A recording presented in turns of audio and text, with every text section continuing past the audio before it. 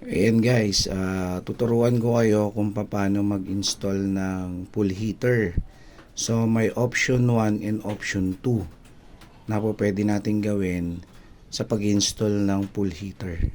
Option 1 guys, ayan, meron tayong pump, meron tayong filter, ayan, may mga valve, then may heater din tayo. So pwede kang maglagay ng pool heater dito. Maglalagay ka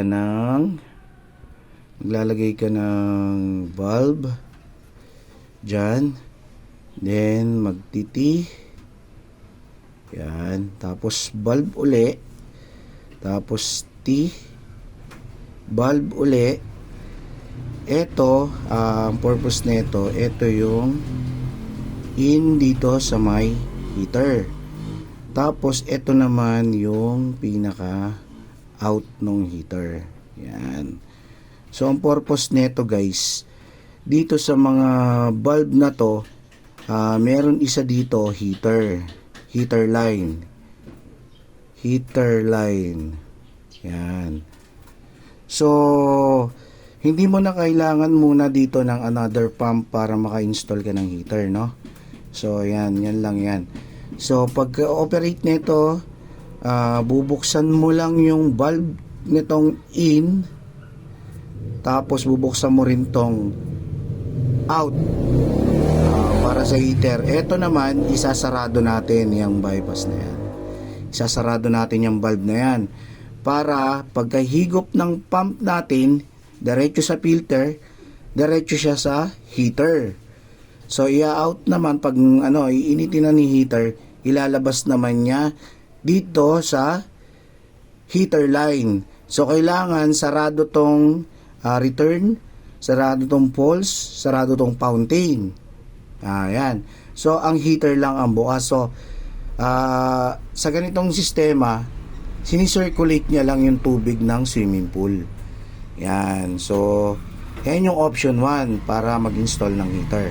So ito naman yung option 2 para sa pool heater. Ayan naman yung option 2. Ayan, option 2. So meron tayo ditong pump, filter. So ito, circulation lang to ng swimming pool. So ito, naglagay tayo dito ng heater tsaka isang pump. Yan. So nakabukod din yung valve nila. So yan, si pump hihigop ng tubig dito sa may jacuzzi or swimming pool. Yan. So hindi na siya dadaan sa filters kasi nakabukod na siya, no? So erekta na lang niya dito sa may heater.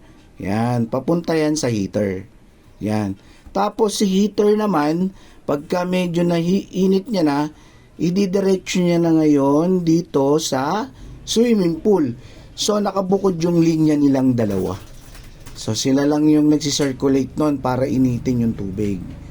Yan yung option 2. Yan, sa mga nagtatanong bakit magkaiba yung installation ng pagkakabit ng heater, yan po yung yung mga paraan para mag-install po ng pool heater sa jacuzzi or sa swimming pool. And guys, kung may natutunan kayo, please like and share na lang, ha. Tapos wait nyo na lang yung next video ko para sa tutorial natin sa swimming pool. Thank you.